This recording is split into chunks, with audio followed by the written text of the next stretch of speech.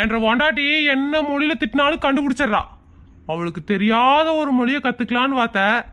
நெட்ஃபிளிக்ஸ்லாம் இந்த நிறைய Korean series வருதுல்ல, அதுல இருந்து ஒரு மொழியை கண்டுபிடிச்சு வச்சிருக்கிறேன். அந்த மொழியில திட்டினா அவளுக்கு தெரியவே தெரியாது. ஆனா என்ன பாருங்க, அந்த மொழிய வாயில நுழையவே மாட்டேங்குது. சாராங்கி கமுனாட்டின்னு என்னமோ வரும், என்னன்னு தான் நுழைய மாட்டேங்குதுங்க. அது சாராங்கி கம்சோமிதா. இவளுக்கு எப்படி தெரியும்? கொரியா மொழியெல்லாம் தெரியுதா? தமிழ் என்ற தாய்மொழினா கொரியா என்ற மாமியார் மொழி. என்னது மாமியார் மொழியா? ஆமா.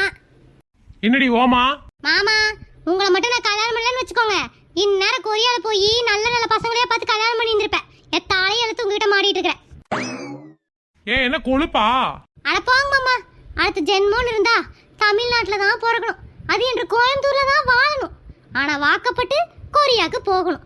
அங்கதான் மாமா ஆப்பிள் மாதிரி பசங்களாம் இருக்காங்க. பத்தாவதுக்கு அந்த கொரியா ஹீரோஸ் எல்லாம் எப்படி இருக்கிறாங்க தெரியுமா?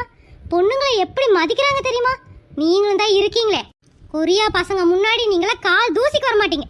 முக்கியமா அடுத்த ஜென்மத்துல என் கிம்ம தேடி போயே ஆகணும் கொரியாக்கு. இல்லைன்ற அம்மாவை சொல்லணும். நெட்ஃபிளிக்ஸுக்கு ரீசார்ஜ் பண்ணிட்டு இங்கிலீஷ் படமா பாக்குறது இல்லாம இவ்வளவு கொரியன் சீரீஸா பார்க்க வச்சிருக்காங்க.